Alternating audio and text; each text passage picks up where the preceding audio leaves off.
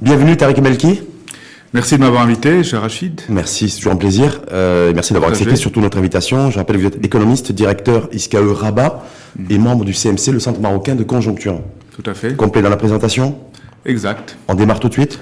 Allez-y. Top chrono, 40 minutes de débat non-stop avec vous, Tariq Melki. Débat éco, c'est l'info en face éco, comme tous les jeudis.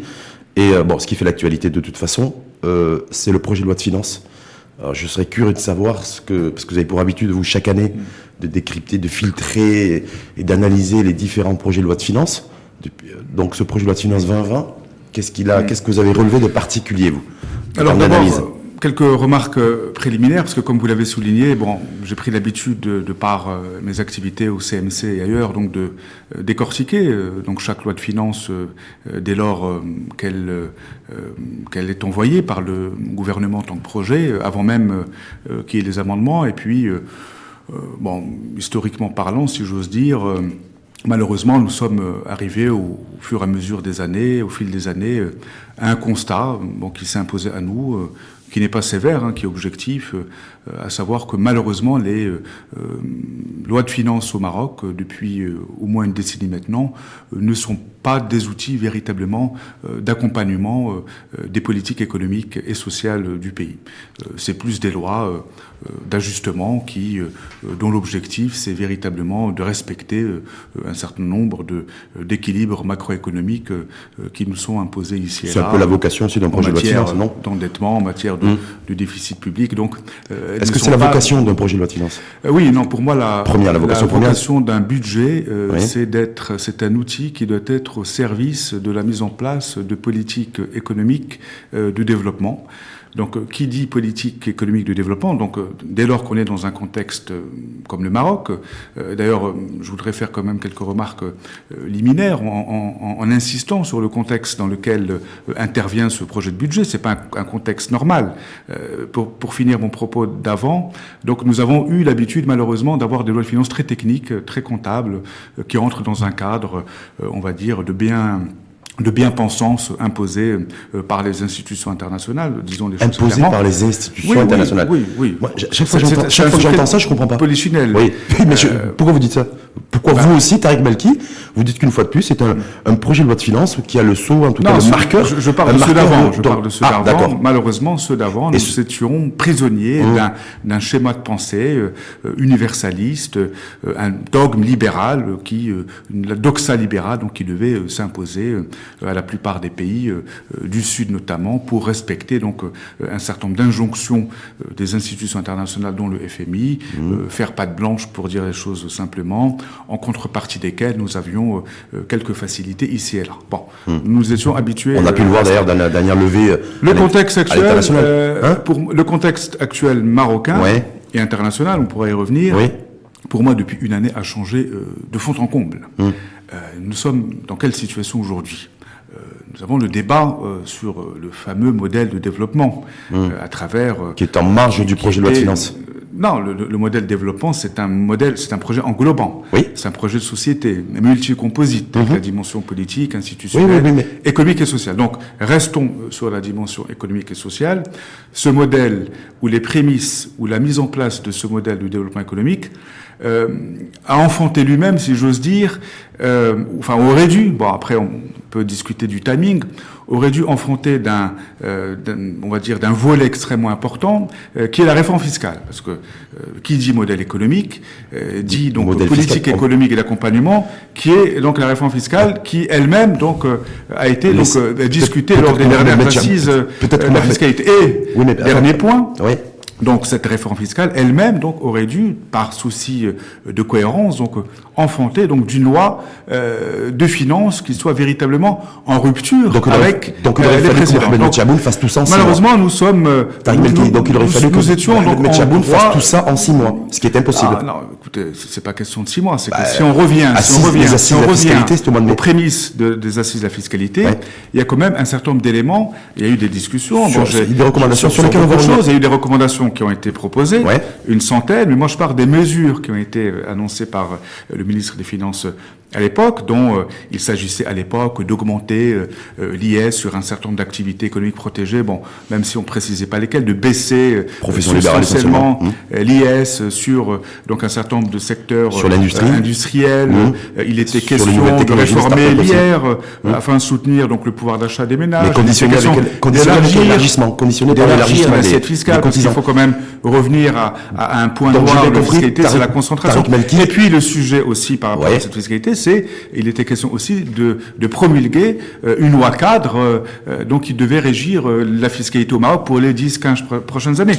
Donc nous sommes dans un contexte de rupture. Il y a d'un côté ce débat sur le modèle de développement, il y a cette réforme fiscale qui est en gestation, il y a la régionalisation, on va aussi également, il y a la réforme de l'enseignement à travers la loi cadre, il y a les attentes et les besoins sociaux de la population. Donc il y a énormément d'enjeux économiques et sociaux. Il est très, il n'est pas assez ambitieux. Pas assez ambitieux. Il n'est pas assez audacieux. Il manque de volontarisme. Il manque, à mon sens, de substance politique. Il reste prisonnier de contingences technico-comptables. Moi, c'est un budget qui me donne l'impression d'avoir été concocté ailleurs pour répondre à un satisfecit, encore une fois, d'un certain nombre d'institutions internationales. Quand vous dites ça, c'est sur le, quand vous dites ça, c'est pour le domaine fiscal? Le domaine fiscal, parce que est-ce que la primauté de ce projet de loi de finances 2020, c'est la fiscalité?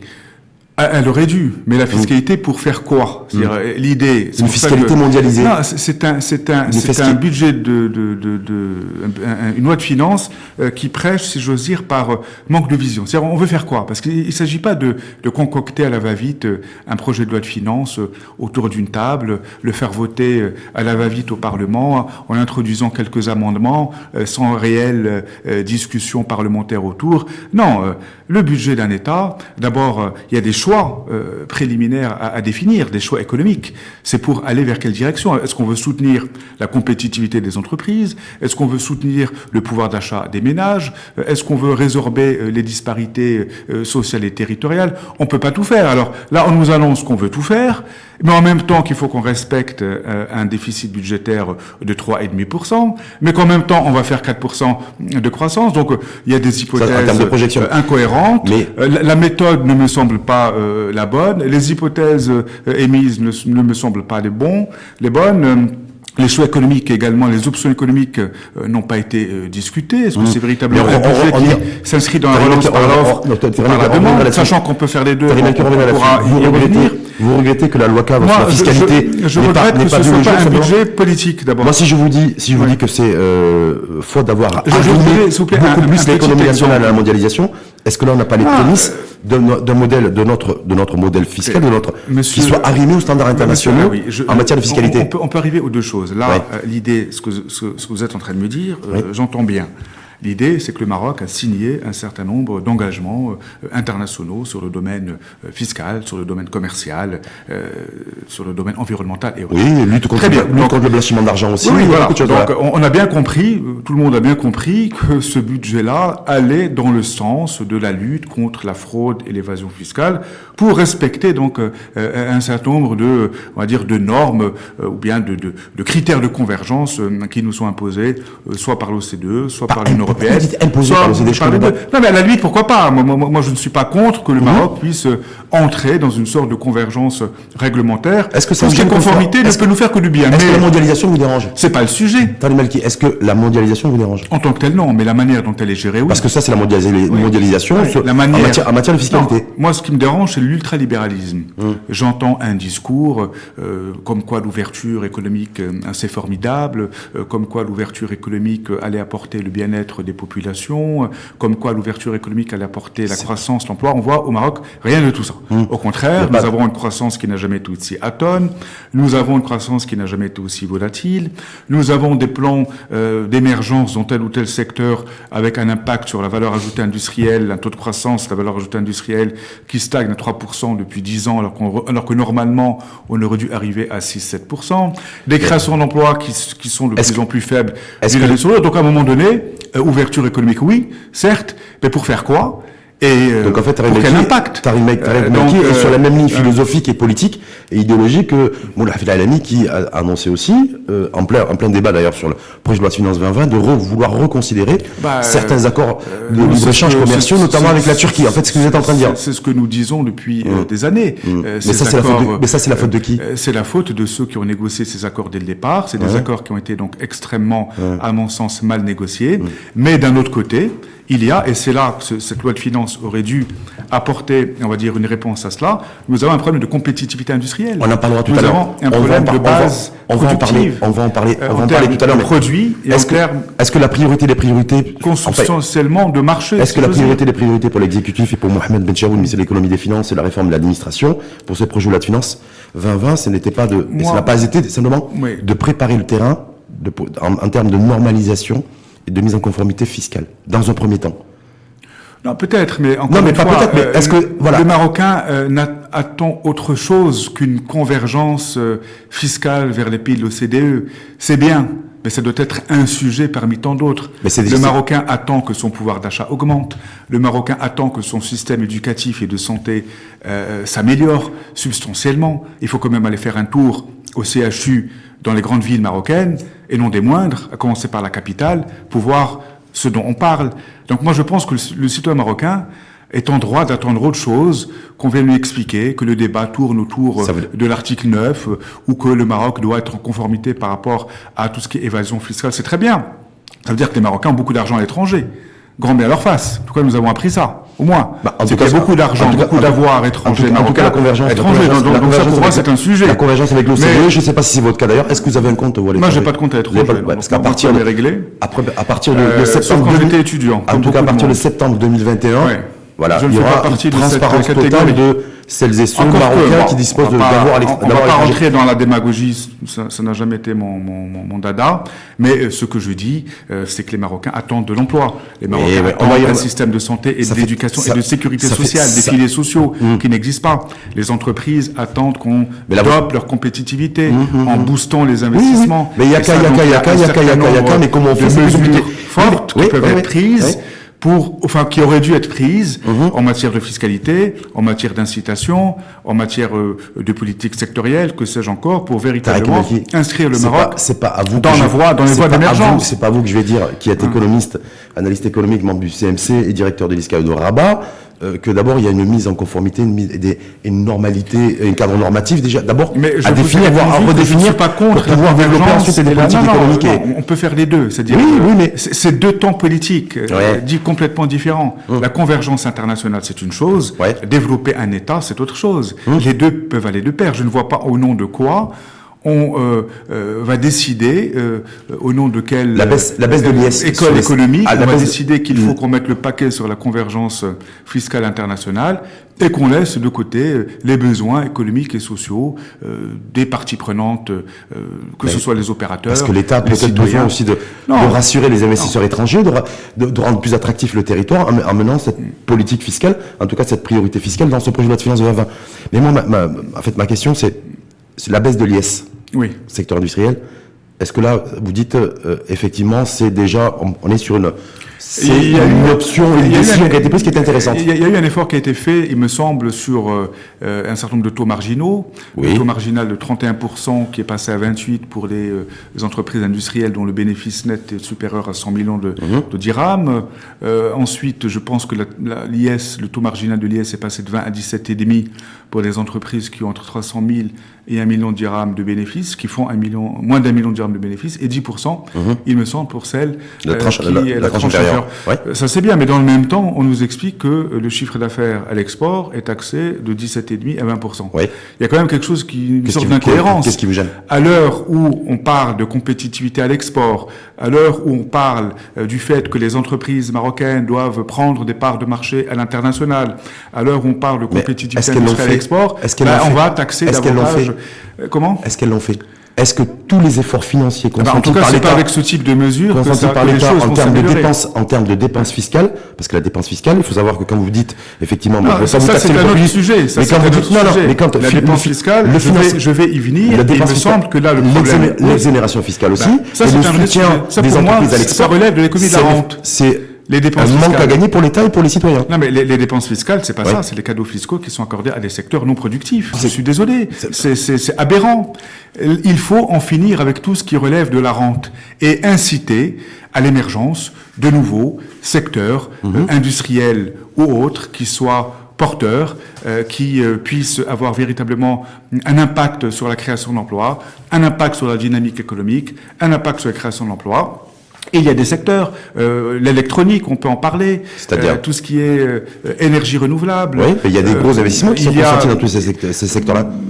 Il y a des investissements qui sont consentis, mais il y a des investissements qui sont consentis. Il y a certains secteurs qui marchent bien, mais il me semble aujourd'hui que ces incitatifs fiscaux, ces niches fiscales, qui quand même représentent un manque à gagner, vous l'avez dit, de 35 à 36 milliards de dirhams par an annuellement, pour l'État, qui devaient être revus aussi transformés en appui budgétaire. Un certain nombre d'entreprises dans des secteurs qui ne sont pas productifs et dont l'impact sur la création d'emplois et sur le rythme de croissance est très faible, et ça c'est avéré, et rien n'a été fait par rapport à ça. Donc on parle de la fraude, l'évasion fiscale certes, mais on ne parle pas de tout ce qui est sujets qui ont été évoqués assez rapidement lors des assises, notamment celui donc des dépenses fiscales. Donc pour moi, une réforme fiscale, elle doit répondre à deux grands enjeux s'agissant d'un pays comme le Maroc.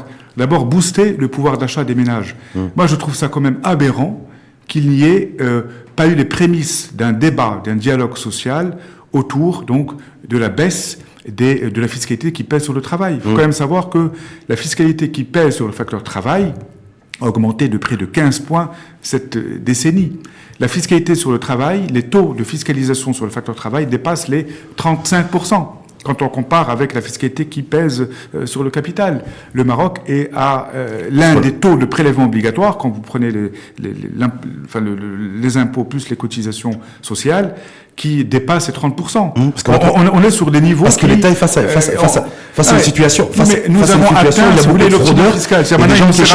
Il ne sert à rien d'augmenter les impôts sur ceux qui les payent. Pourquoi vous dites pas... Il est temps d'élargir la base fiscale. Pourquoi vous ne dites pas que ça, c'est la conséquence directe L'enjeu maintenant, c'est d'élargir la base fiscale. Des Marocains qui se revendiquent citoyens ne payent pas l'impôt, bien sûr. Et que les entreprises qui se représentent citoyennes, à peine, sont payées par les revenus professionnels. Ça aussi, il faut le dire. Aujourd'hui, 70% de la pression fiscale qui pèse sur le facteur travail, elle est du fait des salariés. Donc, une minorité d'ailleurs de salariés. Plus de citoyenneté, moi j'appelle tout court, et de citoyenneté fiscale, de civisme fiscal. Et il faut que l'État, la direction générale des impôts, fasse son travail de recouvrement et puisse aller chercher quand elle le fait, la fiscalité là où elle est. Mais dans le même temps, quand elle le fait, on dit il y a les contrôles fiscaux dans tous les sens. Non. C'est la panique générale, c'est ce qui fait la mobilité. Moi je suis pour un renforcement du rôle de l'État par rapport à cet aspect-là et ainsi que d'autres d'ailleurs, on pourra y revenir. Parce que j'entends ici et là que l'État doit se retirer, que l'État doit se retirer, c'est-à-dire retirer graduellement de la sphère économique pour faire émerger le secteur privé. C'est une idiotie. Un pays comme le Maroc a encore besoin de toutes ces fonctions, de toutes ces, si j'ose dire, de toute la capacité, de toutes les fonctions d'un État régalien qui se respecte, peut avoir. Je m'explique, dans le domaine fiscal, dans le domaine de l'identification des choix de politique économique, que ce soit le budget, que ce soit la fiscalité, que ce soit la monnaie, peut-être qu'on aura l'occasion d'y revenir, dans la définition des secteurs qui doivent être développés, etc., etc. Donc moi je crois qu'au contraire on a besoin de beaucoup plus d'État. Aujourd'hui, il est clairement établi, c'est pas Rachid Alaoui qui le dit, c'est tous les rapports internationaux qui sont faits dans ce sens, que ce soit par la Banque mondiale d'ailleurs, encore tout récemment. Les relais de croissance de notre économie, c'est effectivement le renforcement d'un secteur privé beaucoup plus fort et beaucoup plus présent et qui investit dans l'économie nationale. Voilà. Et avec aussi une ouverture beaucoup plus certaine des secteurs d'activité à la concurrence. C'est les deux aspects. Donc, je comprends votre position philosophique, idéologique d'avoir un État fort et qui soit omniprésent dans l'économie nationale. Pas un État centralisateur, quand je dis un État fort, mais c'est un État qui pratique ce que j'appelle l'interventionnisme préconisé par ceux qui nous veulent du bien. Un État centralisateur, c'est terminé. C'est l'émergence d'un secteur privé. Ah oui, mais pour le renforcement du secteur privé dans l'économie nationale. Vous avez mis le doigt sur quelque chose de très important. Oui. L'émergence du secteur privé, elle se fera pas d'un coup de baguette magique. Et il faut quand même rappeler aux auditeurs aux téléspectateurs, une chose très simple. Ceux qui veulent, on va dire, éradiquer le rôle de l'État dans le domaine économique, il faut savoir que l'État est l'acteur économique majeur dans ce pays, à travers la commande publique. Et là, peut-être qu'on aura l'occasion d'aborder un point qui, moi, me tient à cœur, la relance par l'investissement public. Parce qu'aujourd'hui, il n'y a pas mille solutions. La relance par l'investissement public. Dans certains secteurs... Vous dites la relance par l'investissement public. Ah oui, oui. Pour moi, c'est la relance par l'investissement public. Pour la simple... Quitte à faire exploser les déficits. Quitte à faire exploser la dette souveraine. C'est caricatural. Je ne veux pas. Non, c'est très caricatural. Vous rejoignez la doxa ultralibérale. Alors, ok, moi je vous donne une piste qu'on pourrait peut-être essayer. Enfin, j'espère qu'on n'arrivera pas à ça. Demain, à supposer donc que l'État se retire de la sphère économique. Ça veut dire quoi? Ça veut dire que le budget d'investissement public, à travers lequel tient, on va dire, le rythme de croissance bon an, mal an. Il faut savoir que l'un des principaux, sinon le principal relais de croissance au Maroc, c'est l'investissement public, qui, à mon sens, n'augmente pas assez. Certains disent malheureusement. Je vous donne un chiffre très simple. Malheureusement. Non, malheureusement, il n'augmente pas assez. Certains disent malheureusement, voilà. Moi, je pense que pour qu'on puisse faire, dans les années qui suivent, parce qu'on n'a pas le choix, le secteur privé, à mon sens, n'est pas assez mature pour prendre les risques seul. Et il faut savoir que dans certains secteurs d'activité que vous connaissez, l'État est le premier client à travers la commande publique. Donc, l'argent qui est injecté chaque année par l'État dans les circuits économiques, cette année, on a estimé ça à peu près à moins de 10 milliards de dirhams, il a un impact sur les moteurs de demande intérieure, qui sont l'investissement des entreprises et la consommation des ménages. Eh bien, lorsque nous avons fait cette simulation donc au niveau donc du Centre marocain de conjoncture, ce regain d'argent qui est injecté dans l'économie nationale, moins de 10 milliards de dirhams, va à peine faire en sorte d'impacter la demande intérieure de 12 à 13 milliards de dirhams par an, ce qui représente à peine 1% du PIB, à travers ce qu'on appelle le coefficient multiplicateur. On ne va pas rentrer dans la technique. Oui, non, mais tout ça pour dire que... Ça veut dire quoi? Tout ça pour dire que l'argent injecté par l'État, les moyens mis en place par l'État pour booster le rythme de croissance, ne suffit malheureusement pas pour justement d'où le passage de relais, de changer véritablement le secteur public et le secteur privé, de palier de croissance. Et aujourd'hui, il faut quand même savoir que la locomotive économique principale du Maroc reste l'État. Vous êtes prisonnier de votre idéologie. C'est pas non, je ne suis pas. C'est des chiffres qui parlent d'aujourd'hui. Est-ce que vous connaissez l'économie aujourd'hui qui a émergé ou qui est très développée? L'investissement public dépasse plus loin l'investissement privé. Oui. Malheureusement. Certains diront malheureusement. Oui, mais alors, que le nouveau modèle de croissance et la nouvelle croissance qualitative à trouver pour nous en tant que pays et économie émergente, c'est d'avoir un rééquilibrage en fait. Oui, mais aujourd'hui, malheureusement, encore une fois, je dis que nous avons un secteur privé qui reste malgré tout sous la tutelle de l'État, un secteur privé qui n'arrive pas à s'émanciper de la tutelle de l'État. Donc l'État, pour les années qui viennent, doit et restera, on va dire, la locomotive du développement économique majeur, mobilisant, drainant autour de lui donc des investissements privés. Et ces investissements privés donc vont eux-mêmes donc avoir un impact sur l'augmentation des revenus, sur la consommation des ménages et un impact sur les recettes fiscales. Et c'est un cercle vertueux que le Maroc aurait tout intérêt à engager, mais de manière sérieuse. Moi, j'ai pas de problème à creuser le déficit budgétaire. C'est pas sûr que la recette miracle de Tariq Malki. Oui, mais il n'y en a pas d'autres aujourd'hui. Voilà, il n'y en a pas d'autres. Le problème, c'est qu'il n'y en a pas d'autres. Le secteur privé n'est pas prêt aujourd'hui à prendre le risque dans des secteurs porteurs, dont notamment l'industrie. Le secteur privé reste sur le business.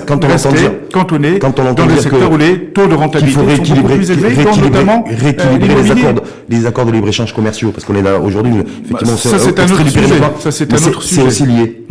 C'est aussi lié. Vous me parlez, enfin, juste une petite parenthèse, vous êtes prisonnier de votre idéologie. J'ai l'impression. Moi, je ne suis pas prisonnier d'une idéologie, je ne sais pas laquelle, mais en tout cas. Oui, mais moi, je suis prisonnier d'une situation qui commande au pragmatisme et à l'objectivité. Moi, je vous donne des chiffres. Si vous me sortez des chiffres qui prouvent que ce que je dis ne tient pas la route, moi, je vous invite à les sortir. Aujourd'hui, l'investissement public est le seul on va dire, relais de croissance au Maroc. Et certains vous diront malheureusement. Et certains vous disent malheureusement. Et que la fin du modèle, c'est justement peut-être la fin de ce modèle-là. Par rapport à ce modèle-là, mais aujourd'hui. Est-ce qu'il faudra aller vers. Il faut changer de culture économique aussi. Oui. Parce que malheureusement, le secteur privé est encore prisonnier des schémas du passé. Oui. La rente, le clientélisme, les passe-droits, et que sais-je encore. Malheureusement, nous en sommes là. Quand on aura un secteur privé, à la coréenne, à la chinoise, à la canadienne, qui prennent des risques, qui sont eux-mêmes des exemples dans le secteur certains vous diront aujourd'hui je ne tiendrai plus ce discours. Croissance au modèle économique tiré par l'investissement. Nous avons besoin de plus d'État. Aujourd'hui, certains vous diront que baser un modèle de développement économique et de croissance sur l'investissement et la commande publique, c'est l'ancien monde. Oui, mais c'est l'ancien monde. Il n'a pas. Malheureusement, voilà. C'est un modèle. Le problème du Maroc, justement, moi je veux vous dire, en fait, le grand problème du Maroc, parce qu'on parle de refonte. De modèle économique. C'est l'actualité. D'abord, mais d'abord, il y a personne qui n'a été capable de définir sur quoi s'est basé le modèle économique de ces 20-30 dernières années au Maroc. D'abord, on fait des bilans ici et là, en insistant sur ce qui marche pas, plus sur ce qui marche, mais sur le plan idéologique. Moi, j'ai jamais entendu véritablement, dans un débat d'experts ou pas, venir nous expliquer, d'abord, ce modèle économique qui est arrivé à sa limite, qu'on le définisse.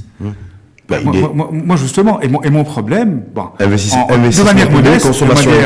manière modeste, on a tout essayé. Oui. On a essayé la politique d'import-substitution dans les années 80, en tentant de créer une sorte, on va dire, d'économie de marché interne, comme ce qu'ont essayé de faire certains pays d'Amérique latine, mais qui l'ont fait de manière beaucoup plus impactante que nous, parce que nous avons donc été là, pour le coup, prisonniers, à mon sens, pas d'une idéologie, mais nous avons été prisonniers, on va dire, d'une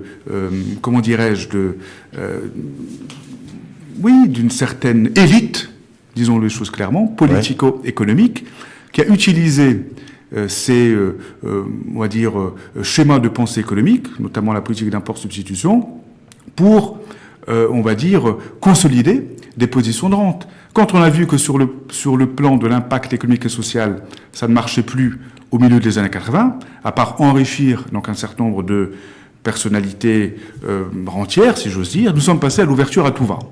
Là, nous avons décidé que, crise de la dette aidant, politique d'ajustement structurel, sans même préparer cette ouverture généralisée, nous nous sommes mis à ouvrir notre économie, à signer des accords de libre-échange avec à peu près tout le monde, mais sans préparer, on va dire, la mise à niveau nécessaire sur le plan donc de notre base productive. C'est nous qui sommes responsables. Oui, mais justement, mais d'abord définissons ce qui a été fait. On a démarré avec l'OCDE et puis l'Union européenne. Définissons ce qui a été fait avant justement d'apporter les correctifs nécessaires. Donc moi, je ne dis pas qu'il ne faille pas continuer dans ce choix d'ouverture économique et commerciale. C'est un choix. Nous n'avons pas le choix. Voilà. D'accord.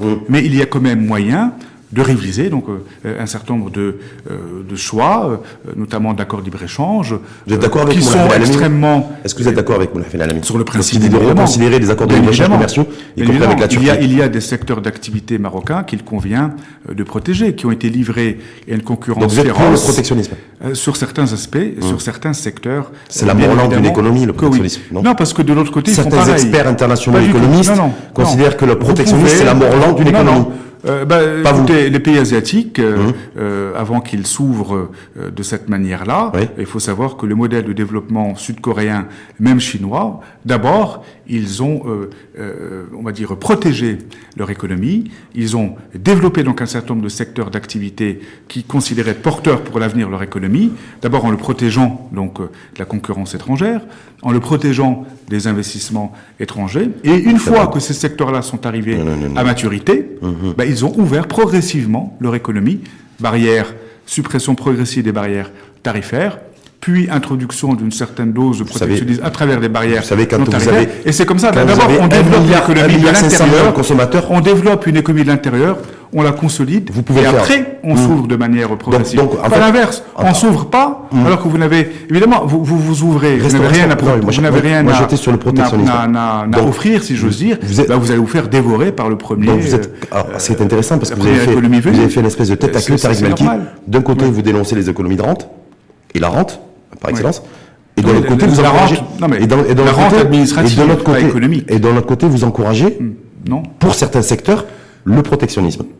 Pour protéger, non mais ça n'a rien à voir avec la rente, ça. Non mais quand on protège, ça c'est pour protéger des secteurs. Quand aujourd'hui on empêche protéger des emplois. Aujourd'hui, quand on empêche, la France le fait, l'Union européenne le fait. Non mais restons sur le Maroc. Est-ce qu'ils sont taxés de rentiers? Il y a une frontière très impérable entre une politique basée sur le protectionnisme et sur la défense commerciale et aussi la défense commerciale, c'est préserver la rente de certains secteurs d'activité de notre pays. Allez voir certains. La rente, c'est autre chose. Allez voir les chefs d'entreprise qui sont dans la. Moi, je veux vous dire, allez voir les chefs d'entreprise dans le textile qui mettent la clé sous la porte toutes les semaines, qui sont obligés de licencier des centaines de familles parce qu'ils n'ont plus de travail à leur offrir, dans un pays où le système de protection sociale et de couverture sociale médicale n'existe pas. Moi, j'aimerais bien que vous alliez vous adresser à cette catégorie, leur expliquer que vous protégez, ça relève de la rente. Je suis pas certain que ça passerait. La rente, c'est des privilèges indus. Non. Le protectionnisme. La rente, pour moi, c'est pas de la rente. Le protectionnisme, s'il n'est pas bien suivi, bien encadré, rentre dans l'intérêt stratégique d'une économie, de rente, ne relève pas de la rente. Vous savez, la rente, c'est profiter de privilèges indus, de passe-droits indus, de positions dans l'administration pour avoir telle ou telle facilité. Moi, je parle de position dominante dans les secteurs d'activité économique. Ah, mais ça, il y a un conseil de la concurrence. Voilà, qui est là-dessus, d'ailleurs. Qui est là-dessus et qui... Voilà, mais attention, le protectionnisme, et attention aussi à la protection une économie extrêmement vulnérable.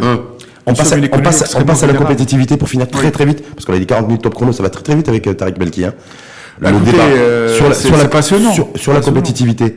Vu que ce PLF 2020 a surtout mis l'accent pour jeter les bases d'une fiscalité qui soit normée, en tout cas, qui soit arrimée aux standards internationaux, compétitivité maintenant. Parce qu'on sait très bien, la transition, je veux la faire dans ce sens, c'est que du coup, la fiscalité ne sera plus un instrument qui pourra constituer, en fait, se traduire par un atout Maroc pour attirer des IDE, pour attirer des investisseurs étrangers, puisque progressivement, on se standardise. Donc du coup, pour retrouver la compétitivité ou pour relancer la compétitivité, quelle est la marge de manœuvre? Si c'est plus la fiscalité. C'est ce que je vous ai dit, c'est que lorsque vous cherchez donc les mesures donc au niveau du PLF 2020 pour soutenir, doper la compétitivité économique, fiscale, financière donc de nos des TPME, parce qu'en l'occurrence il s'agit de permettre de booster la compétitivité des très petites et des moyennes entreprises. C'est des mesurettes à caractère technique, sans grand impact. Ça, j'ai bien compris, mais qu'est-ce qu'il aurait fallu faire pour vous, Tariq Belki ? Qui n'auront pas véritablement donc... Qu'est-ce qu'il aurait fallu prendre comme décision ? Je dis une fois de plus, on bascule dans un nouveau paradigme fiscal, où du coup la fiscalité ne sera plus un instrument compétitif pour tous les pays du monde. D'ailleurs, on le voit bien, c'est pas proprement que il y a un alignement qui est fait et des voix qui s'élèvent aujourd'hui pour dire de toute façon la fiscalité. Pas de lien entre fiscalité et compétitivité, c'est pas là. Voilà. Donc du coup, on peut être compétitif.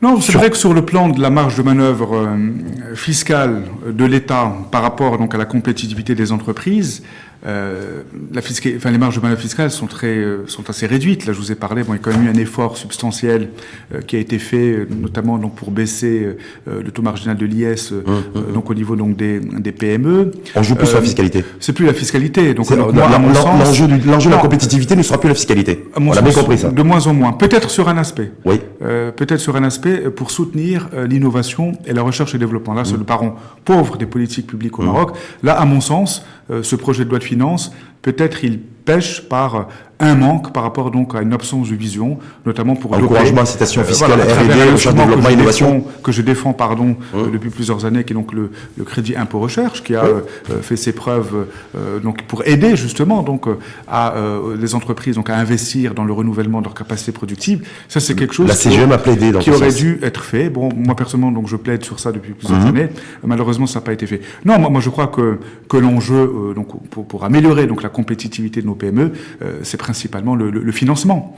Et là aussi, quand vous prenez donc les chiffres par rapport donc à la problématique donc du financement, surtout donc les PME marocaines ces dernières années, on voit que l'encours donc des créances donc accordées donc, par les banques donc au secteur privé a pratiquement doublé cette dernière décennie. Donc on est passé à je crois qu'on est à plus de 700 milliards de dirhams total 730 milliards. Mais lorsque vous voyez donc la part qui est dévolue au secteur industriel, elle n'a pas cessé de s'éroder toutes ces années. Donc ça veut dire ces crédits, ils servent à financer quoi C'est ça. Et la part de ces crédits ça veut dire aussi alloués aux PME n'a cessé de diminuer ces dernières années pour tomber à moins de 20%. Alors que c'est le secteur industriel et plus particulièrement les PME qui ont besoin de cette manne financière. Ça veut dire que les banques préfèrent financer des secteurs où, ma foi, le risque est beaucoup moins important. Parce que les banques ont aussi vu le taux et la courbe de croissance irrécupérable. À un moment donné, c'est pour ça que je reviens au rôle de l'État. À un moment, ce qu'on attend de l'État aussi, c'est de tracer une vision économique. Il y a des politiques économiques il faut que, je veux dire, l'État doit prendre en main ses leviers économiques à travers des politiques économiques, on va dire, de relance, à travers le budget, à travers la fiscalité et à travers le levier de la monnaie. La politique monétaire est également un levier donc extrêmement important. Est-ce que c'est l'État doit celui-ci, Tariq Melki, qu'il faut mais moi je considère qu'on est encore extrêmement frileux. Il faut que la politique monétaire de l'État accompagne justement ce processus de développement. Une probable dévaluation monétaire. Et il ne s'agit pas uniquement de baisser les taux. Il ne s'agit pas uniquement de baisser les taux directeurs. C'est autre chose. Et d'ailleurs c'est bien parce que nouvelle flexibilité du dirham. Est-ce qu'on peut les banques vont être obligées de s'y mettre suite au discours.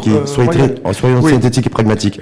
Voilà. Est-ce que la monnaie, est-ce que le dirham demain, selon vous, à l'heure des crypto-monnaies, à l'heure de tout ce nouveau monde, peut être un instrument de relance de la compétitivité? Mais la monnaie, ça c'est en amont. Ça c'est en amont.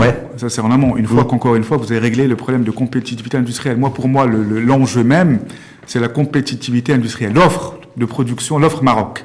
Qu'est-ce que dans les années qui viennent, on va offrir au marché marocain et au marché étranger? Là, j'aimerais qu'on s'arrête quelques secondes sur cette question. Ça, c'est le secteur privé. C'est le secteur privé, c'est pas le secteur public. Mais le rôle de l'État, c'est d'impulser, d'une certaine manière, de définir, comme l'ont fait un certain nombre de pays asiatiques, un certain nombre de secteurs d'activité où on considère qu'il y a des points de croissance à avoir au Maroc ou à l'étranger.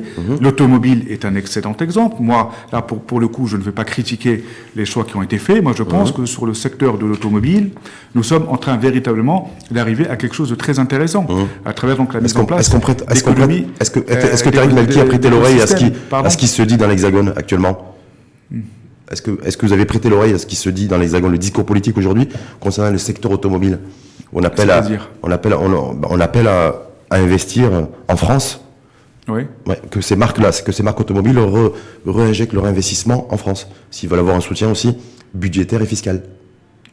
Donc, quand vous dites, la stratégie, il faut aussi prêter l'oreille à toutes ces sirènes, à tout ce qui se dit aussi. On parle pas de la même chose. Vous avez, aujourd'hui, aujourd'hui, l'idée, là, vous parlez de deux donneurs d'ordre. Renault, PSA. Mais lorsque vous voyez la politique industrielle dans le secteur automobile, telle qu'à mon sens, elle semble être conduite, il y a des choix, à mon avis, irréversibles, sur lesquels ni l'État français ni l'Union européenne ne pourront revenir, parce que il faut quand même savoir que cette filière industrielle, a quand même mobilisé des dizaines de milliards d'euros d'investissement de la part du constructeur, mais aussi d'un certain nombre donc de donneurs d'ordre de rang 1, de rang 2, qui eux-mêmes donc sont en train de créer un écosystème industriel de sous-traitants, voire de co-tractants, si j'ose dire, avec donc un impact également sur l'emploi local, donc avec un impact également sur le... Donc c'est tout un écosystème qui est en train d'être mis en place, et je ne pense pas que... Rien n'est figé aujourd'hui. Ne serait-ce que pour la stabilité d'autres pays, que Renault ou PSA, qui vient de s'installer, seraient prêts à reprendre leur vie. Ils sont trop avancés. Le chiffre d'affaires à l'export du secteur automobile, et là pour le coup, je défends le gouvernement, et quand même la veille économique et l'intelligence économique, ça vous parle, la veille économique et l'intelligence économique? Je pense que être bienveillant, par rapport au discours politique qu'il peut y avoir dans les pays, y compris notamment l'Hexagone aujourd'hui au niveau du secteur automobile, tout simplement.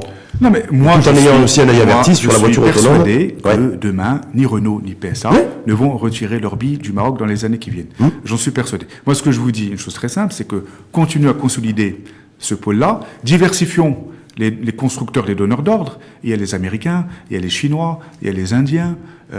Là aussi, l'idée, donc, c'est véritablement de créer une filière automobile intégrée en partie ou en totalité, le taux d'intégration il est quand même à 50-60% aujourd'hui, pour faire en sorte que le Maroc, dans la décennie qui vient, puisse être véritablement un acteur majeur, un fabricant de composants automobiles, et qui puisse être demain en capacité de travailler avec n'importe quel constructeur dans le monde, que ce soit Renault, PSA ou d'autres. Et ça va nous faire, d'une certaine manière, ça ne nous liera plus les mains comme peut-être c'est le cas aujourd'hui. Et puis il n'y a pas que le secteur automobile. Lorsqu'on parle de développement économique, et c'est là où je reviens au rôle de l'État. Il nous reste 2 minutes chrono. Il faut être visionnaire. On parle de l'automobile, il y a l'électronique, il y a l'économie numérique dont on parlait, tout ce qui est big et open data. Il y a le tourisme, il y a l'agroalimentaire. Oui, mais surtout l'agroalimentaire. Parce que vous parliez sur d'autres filières. Et vous avez raison. L'agroalimentaire est un élément essentiel.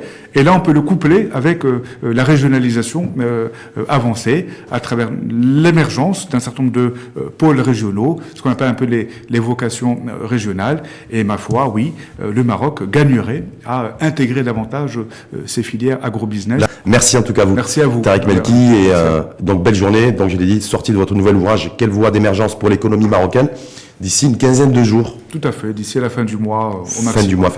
Fin du mois de décembre. En tout cas, merci à vous. Merci à vous pour l'invitation. Merci et belle journée. Également. Et puis débat top chrono, sympa. Très bien, merci beaucoup.